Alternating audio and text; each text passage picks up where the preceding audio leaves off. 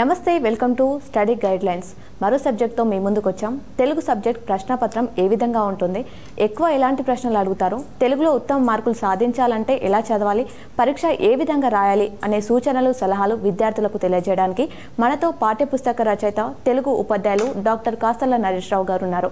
లేచేయకుండా వారితో మాట్లాడి ఈ వివరాలు తెలుసుకుందాం. నమస్కారం సార్.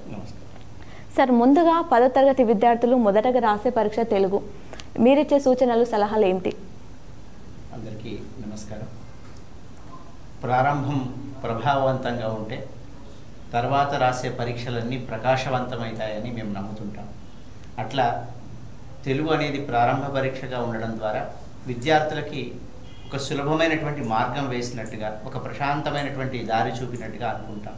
ఎందుకంటే మొదటి పరీక్ష సంపూర్ణంగా అది మాతృభాషలో ఉండే పరీక్ష కాబట్టి, దాదాపుగా మనదంతా కూడా మాతృభాషతో ఆవరించున్నటువంటి ప్రాంతం కాబట్టి పిల్లలకు ఆలోచనలు కానీ వాళ్ళు రాసే విధానం అంతా కానీ సులభంగా ఉండడానికి అవకాశం ఉంది.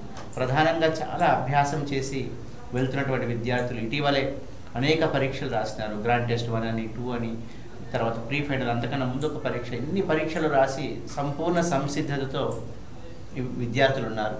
మరి మొదటి పరీక్షగా తెలుగు వైపు వెళ్ళినప్పుడు వారికి ఇక్కడ అనుభవం అంతా కూడా గొప్పగా ఉపయోగపడుతుంది. అట్లాగే ప్రశ్నాపత్రం దగ్గరికి వెళ్ళేసరికి మేము పిల్లలకు ఏమి సూచనలు ఇస్తూ ఉంటామంటే, మీరు మొదటి పరీక్ష కాబట్టి సంపూర్ణంగా ప్రశాంతంగా వెళ్ళండి. మనకంతా వచ్చిందే, మనకంతా తెలిసిందే, మనం సంవత్సరం అంతా తీవ్రమైనటువంటి అభ్యాసం చేసినాము, ఇక్కడ మనం నేర్చుకున్నదంతా ప్రకటించబోతున్నాం అంతే. కాబట్టి ఈ విషయంలో పూర్తిగా సంసిద్ధులైన విద్యార్థులు తెలుగును ఎదుర్కొనేటప్పుడు ప్రశ్నాపత్రాన్ని ప్రశాంతంగా చదువుకొని వాళ్ళ మనసులోకి అక్కడ వచ్చినటువంటి ప్రశ్నల్ని ఒకసారి ఆవాహన చేసుకుని దానికి జవాబులు ఎట్లా రాయాలనే ప్రణాళిక వేసుకుంటే సరిపోతుంది. సంపూర్ణంగా మాతృభాష ఆవరణలో తెలుగు పరీక్షను ప్రప్రథమంగా ఎదుర్కొంటూ ఈ పరీక్షను సంపూర్ణమైనటువంటి శక్తియుక్తులతో రాస్తారు. అదే స్ఫూర్తితో మిగతా పరీక్షలన్నీ పిల్లలు రాయాలని మేము కోరుకుంటాము. ఓకే సార్, అంతా చదవడం అయిపోయిన ఈ సందర్భంలో తెలుగు పరీక్షను పిల్లలు ఎలా ఎదుర్కోవాలి? మంచి ప్రశ్న. నిజానికి త్వరలో 3 రోజుల్లోనే మనం పరీక్ష వైపు పిల్లలందరూ ప్రయాణం సాగించాల్సి ఉంది. మరి ఇలాంటి తరుణంలో సంపూర్ణంగా 1కి 2 సార్లు కాదు కదా, చాలా రకాలుగా పూర్తిగా అన్నిటి మీద పట్టును సాధించినటువంటి పిల్లలు ఇప్పుడు ఉన్నారు. మరి ఇప్పుడు ఈ 2-3 రోజులలో ప్రణాళిక వేసుకొని, లేదా 20వ తారీఖు నాడు అంటే పరీక్ష కన్నా ముందు రోజు నాడు ఎట్లా ప్రణాళిక వేసుకోవాలంటే సంపూర్ణంగా ఒకసారి పుస్తకం మీద అవగాహన చేసుకోవాలి. మనకున్నటువంటి 12 పాఠాలు, 12 పాఠాల్లో పద్యభాగం ఏ వైపు ఉన్నాయి, గద్యభాగం ఏ వైపు ఉన్నాయి అనే స్పష్టత విద్యార్థులకి వచ్చి ఉంటుంది. వచ్చిన తర్వాత ఆ పద్యభాగంలో ప్రశ్నల విధానం ఇట్లా ఉంటుంది అంటే మనకి 3 మార్కుల ప్రశ్నలు, లఘు సమాధాన ప్రశ్నలు ఉంటాయి, వ్యాసరూప సమాధాన ప్రశ్నలు ఉంటాయని స్పష్టంగా తెలిసి ఉండాలి. అట్లాగే మనం అనుకుంటాం సామర్థ్యాల ఆధారంగానే ప్రశ్నాపత్రం అంతా నిర్మాణమై ఉంటుంది. కాబట్టి ఏ సామర్థ్యానికి ఎన్ని మార్కులు ఉంటాయనేది పూర్తి అవగాహనతో విద్యార్థులు ఉంటారు అనుకుంటూ ఇప్పుడు తక్కువ సమయమే కాబట్టి ఆ విభాగం చేసుకొని దానికి విభాగం చేసుకొని సృజనాత్మక ప్రశ్నలకు ఒక విభాగము, వ్యాసరూప సమాధాన ప్రశ్నలకు ఒక రకమైన విభాగము, అలాగే పార్ట్ బిని ఎదుర్కోవడానికి ఒక సరైనటువంటి ప్రణాళిక చివరి అంకంలోకి వచ్చినాం కాబట్టి అన్నింటి మీద సంపూర్ణమైన పట్టుతోని, సంపూర్ణమైన అవగాహనతోని సంసిద్ధులై ఉండాలి. పూర్తి అయింది అనుకుంటున్నాం కానీ పూర్తి అయిన దాంట్లో నుంచి కూడా పూర్తిగా మనకు ఎంత వచ్చింది, పూర్తిగా మనం ఎంత పట్టును సాధించినాం అనే దానికి ఎవరికి వాళ్ళే సొంత ప్రణాళికతోని, ఇప్పుడు సమయం లేదు కాబట్టి సొంతంగా వాళ్ళను ఒకసారి నిర్ధారించుకొని ఈ పరీక్ష వైపు అడుగులు వేయాల్సి ఉంటున్నాం. ఓకే సార్, ఏదైతే పరీక్షా పత్రానికి సంబంధించి మొత్తం విశ్లేషించి క్లుప్తంగా ఒకసారి విద్యార్థులకు తెలియజేస్తారా? తప్పకుండా. దీని మీద అవగాహన ఉంటే సంపూర్ణంగా విద్యార్థులు ఇంకా పరీక్ష రాసినట్టే. ముఖ్యంగా ప్రశ్నపత్రాన్ని ఒకసారి విశ్లేషించి చూస్తే అవగాహన ప్రతిస్పందన కింద 20 మార్కులు ఉంటాయి. బాగా మార్కులు సాధించాలనుకునే వాళ్లకు, అలాగే పాస్ కావాలనుకునే వాళ్ళకు కూడా ఇది ఒక వరం. ఎందుకంటే దీంట్లో పరిచిత గద్యం అని 5 మార్కులు ఉంటాయి. అంటే ఉపవాచకంలోనే ఒక పేరాగ్రాఫ్ ఇస్తారు, 5 ప్రశ్నలకు జవాబులు రాయడం, ఇది అందరూ చేయగలుగుతారు, 5 మార్కులు వచ్చేసినట్టే. అట్లాగే పరిచిత పద్యం ఉంటుంది, ఇది మాత్రం నేర్చుకోవాల్సిందే. అది మనం ఇందాక అన్నట్టుగా పద్య భాగంలో ఉన్నటువంటి పాఠాలను 2 రకాలుగా విభజన చేసుకోవాలి. ప్రాచీన పద్య భాగం, ఆధునిక పద్య భాగం అని అట్లా విభాగం చేసుకొని దీంట్లో నుంచి అన్ని పద్యాలు నేర్చుకొని ప్రతిపదార్థాలతో సహా, భావంతో సహా, పద్య పూరణతో సహా నేర్చుకుంటే ఈ విభాగం సంపూర్ణంగా రాయగలుగుతారు. అలాగే మూడవది అతి ప్రధానమైనది అపరిచిత గద్యం లేదా అపరిచిత గేయం, పద్యం ఏదైనా కావచ్చు. ఇది 10 మార్కులు కాబట్టి 10 మార్కులకి 5 ప్రశ్నలు ఉంటాయి, 2 మార్కులు కాబట్టి ఈ విభాగాన్ని క్షుణ్ణంగా విద్యార్థులు ఇదివరకు అభ్యాసం చేసి ఉంటారు. దాన్ని అస్సలు వదలకుండా, 1 మార్కులు వదలకుండా చేసినట్టయితే సంపూర్ణంగా 20 మార్కులు వస్తాయి. ఇక మిగతా దాంట్లో మనకి వ్యక్తీకరణ, సృజనాత్మక సంబంధించినటువంటి ప్రశ్నలు, దీంట్లో లఘు సమాధాన ప్రశ్నలు ఉంటాయి. ఒక్కొక్క దానికి 3 మార్కులు, 4 ప్రశ్నలు అంటే 12 మార్కులు. ఇందులో ఎక్కడ కూడా అన్నీ రాయాల్సిందే, ఏది కూడా మనం ఛాయిస్ కింద, ఇంటర్నల్ ఛాయిస్ కింద ఏముండదు దీంట్లో. కానీ రెండవ విభాగమైనటువంటి వ్యాసరూప సమాధాన ప్రశ్నల్లో ఇంటర్నల్ ఛాయిస్ రూపంలో పద్య భాగంలో 2 ప్రశ్నలు ఇస్తే 1 రాయడం, గద్య భాగంలో 2 ఇస్తే 1 రాయడం, అలాగే ఉపవాచకంలో 2 ఇస్తే 1 రాయడం, తర్వాత సృజనాత్మక ప్రశ్నలు కూడా 2 ఇస్తే 1 రాయడం. అంటే మొత్తం 7 × 4 28 మార్కులు ప్లస్ ఇవి 12 మార్కులు, మొత్తం 40 మార్కులు ఈ విభాగంలోనే వస్తాయి. ఇక మిగిలింది పార్ట్ బి, మనకి పదజాలం 10 మార్కులు, వ్యాకరణాంశాలు 10 మార్కులు. వీటి మీద స్పష్టత ఉంటే మనం సంపూర్ణంగా 80 మార్కులకి మరి 75 పైచీలకు మార్కులు సులభంగా తెచ్చుకోవడానికి అవకాశం ఉంది. ఓకే సార్, ఏదైతే తెలుగులో అధిక మార్కులు సాధించాలి అనుకునే విద్యార్థులు ఎలా అభ్యాసం చేయాలి? తప్పకుండా. నిజానికి తెలుగు ఉన్నదే అధిక మార్కుల సాధనకి. ఇటీవల ఇంతకుముందు 10 GPA కోసం ప్రయత్నం చేసే పిల్లలు ఉన్నట్టుగానే ఇప్పుడు అధిక మార్కులు అనేటువంటి ఒక లక్ష్యంతో విద్యార్థులు వెళ్తూ ఉన్నారు. మరి అధిక మార్కులు రావాలంటే ఎక్కడ ఎక్కువ దృష్టిని సాధించాలనేది చాలా ప్రధానమైన అంశం. దీని మీద విద్యార్థులకు సంపూర్ణమైన అవగాహన ఉండాలి. ఇందాక అనుకున్నట్టుగా అవగాహన ప్రతిస్పందనలో 20కి 20 మార్కులు తెచ్చుకోవచ్చు. అటు పరిచిత గద్యం కావచ్చు, ఇటు అపరిచిత గద్యం పద్యం కావచ్చు. అలాగే ఇప్పటిదాకా చాలాసార్లు నేర్చుకున్నటువంటి పద్యాలు ఉన్నాయి కాబట్టి పద్య భావం కావచ్చు, పద్య పూరణ కావచ్చు, అట్లాగే ప్రతిపదార్థాలు కావచ్చు. ఈ విభాగంలో 20కి 20 మార్కులు తెచ్చుకోవచ్చు. తర్వాత రెండవ విభాగమైనటువంటి వ్యక్తీకరణ, సృజనాత్మకతకు సంబంధించి కూడా అక్కడ ఒక కవి పరిచయం, 4 లఘు సమాధాన ప్రశ్నల్లో ఒక కవి పరిచయం తప్పనిసరి ఉంటుంది. కవి పరిచయం కావచ్చు, రచయిత పరిచయం కావచ్చు. కాబట్టి దానికోసం అన్ని అంటే దాదాపుగా మనకున్న 12 పాఠాలలో దాదాపు 10 పాఠాలకు సంబంధించినటువంటి కవులను, రచయితల్ని వేరువేరు చేసుకుని వాళ్ళని ఇదివరకు మీరు అభ్యాసం చేసి ఉంటారు. వీటిని క్షుణ్ణంగా నేర్చుకోవాలి. అక్కడ మనకు పూర్తి మార్కులు రావడానికి అవకాశం ఉంటుంది. అట్లాగే ఇంకా అధిక మార్కులు రావడానికి అత్యంత ముఖ్యమైనది అయితే ఈ 28 మార్కులకు సంబంధించినటువంటి అంశం. దీనికి సంబంధించినటువంటి అంశంలో 4 ప్రశ్నలు అనుకున్నాం. పద్య భాగం, గద్య భాగం, ఉపవాచకము, తర్వాత సృజనాత్మక ప్రశ్న.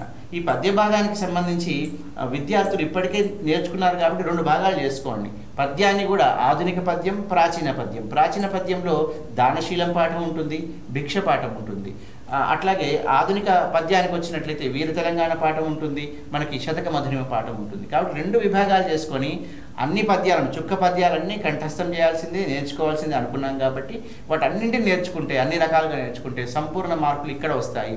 అట్లాగే పద్య భాగంలో ఇంకా ప్రశ్నల విధానాన్ని, ప్రశ్నల్ని కూడా ఇదే రకంగా చూసుకున్నట్లయితే పద్య భాగం లేదా గేయం, మన గజల్ ఉంది, గేయం ఉంది, ఇవన్నీ ఒకే వచన కవిత ఉంది. ఇవన్నింటిని ఒకే విభాగంలో 6 పాఠాలుగా తీసుకున్నట్లయితే దీంట్లో 2 రకాల ప్రశ్నలు అడిగే అవకాశం ఉంది. ఒకటి ఏమిటంటే పాఠ్య సారాంశాన్ని సొంత మాటలో రాయండి అని, లేదా కథగా రాయండి అని.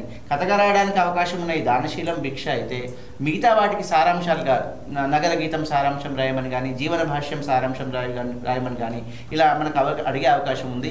శతక మధురిమ పాఠం నుంచి ఈ నీతి పద్యాల నుంచి మీరు ఏమేమి నేర్చుకుంటారని దాని మీద సాధారణీకరణం చేసినటువంటి ప్రశ్న అడగడానికి అవకాశం ఉంది. కాబట్టి ముఖ్యంగా చివరిదైనటువంటి సృజనాత్మక ప్రశ్న ఈ విభాగంలో మనకున్న 10వ తరగతి స్థాయికి సంబంధించి కరపత్రం కానీ, తర్వాత సరే లేఖ అడిగే అవకాశం లేదు కానీ పోయినసారి అడిగినట్టుగా ఉన్నారు, సంభాషణ కానీ, తర్వాత ప్రశ్నావళి కానీ, ఈ వ్యాసం కానీ, ఇవన్నీ సంభాషణ కానీ, ఇవన్నింటిని సంపూర్ణంగా వాటి లక్షణాలకు అనుగుణంగా రాస్తే 7కి 7 మార్కులు వస్తాయి. కాబట్టి 7, 7, 7, 28 మార్కులు తెచ్చుకోవడానికి సంపూర్ణ అవకాశం ఉంది. దీంట్లో ఒకటే మీరు అనుకున్న భావాన్ని స్పష్టంగా, అంటే ప్రశ్నకు తగినటువంటి మొదలు పెట్టాలి, నిర్వహించాలి, ముగించాలి. అక్షర దోషాలు వీలైనంత లేకుండా ఉంటే సంపూర్ణమైన మార్కులు వస్తాయి. అట్లాగే పార్ట్ బికి 20కి 20 తెచ్చుకోవచ్చు. మనకి పదజాలం ఉంది, పదజాలం కింద మీకు ఇచ్చినటువంటి సొంత వాక్యాలు దాదాపు గద్య భాగం నుంచే వస్తాయని గుర్తిద్దాం. అట్లాగే అర్థాలు, వ్యుత్పత్తి అర్థాలు, నానార్థాలు, తర్వాత పర్యాయ పదాలు, ప్రకృతి వికృతులు, ఇవన్నీ కలిపి మిగతా అంశాలుగా ఉంటాయి. అలాగే వ్యాకరణంలో సందులు, సమాసాలు, ఛందస్సు, అలంకారాలు, వాక్యాలు వీటిని నేర్చుకున్నారు. ఇవి పూర్తిగా చేసుకుంటే 20 మార్కులకి 20 మార్కులు వస్తాయి. ఇక్కడ 20, మొదట్లో 20, 40, మధ్యలో మీరు ఒక 40 మార్కులకు సంబంధించినటువంటి దాంట్లో ఒక 30 పైన సాధించినట్లయితే ఖచ్చితంగా 70 పైన, అంటే పాతకాలంలో 10 GPA లాగా ఇప్పుడైతే ఒక మంచి మార్కులకి మీరు దోహదం చేసిన వాళ్ళు అవుతారు. కాబట్టి ఇట్లా ఈ ప్రశ్నపత్రంలోని అంశాలను ఆధారంగా చేసుకుని సంపూర్ణమైన అత్యధిక మార్కులు మీరు సాధించుకోవచ్చు. ఓకే సార్, అలాగే కొందరు విద్యార్థులు తెలుగు సబ్జెక్ట్లో పాస్ కావడం కష్టమేమో, ఎలాగైనా పాస్ కావాలి మేము అనుకునేవారు, పాస్ కావాలి అంటే ఎలా చదవాలి, ఏమేమి చదవాలి, మీరు వారికి ఏం దారి చూపిస్తారు? మంచి ప్రశ్న. నిజానికి పాస్ కావడానికి మనం ప్రారంభంలో మాట్లాడుకున్నట్టుగా పూర్తిగా ఒక ఉత్తేజాన్ని ఇచ్చే పరీక్ష తెలుగు రాసినాక అబ్బాయి నేను అన్ని పరీక్షలు ఇట్లనే రాస్తానని ఒక నమ్మకాన్ని, ఆత్మవిశ్వాసాన్ని అందిస్తుంది. సరే, పాస్ కావడానికి ఎక్కడెక్కడ అంశాలు ఉన్నాయంటే ఇందాక అనుకున్నట్టుగా అవగాహన, ప్రతిస్పందనలో 20 మార్కులు ఉంటాయి. ఈ 20 మార్కుల్లో సరే విద్యార్థి బాగా చదువుకున్నవాడైతే 20కి 20 తెచ్చుకోవచ్చు.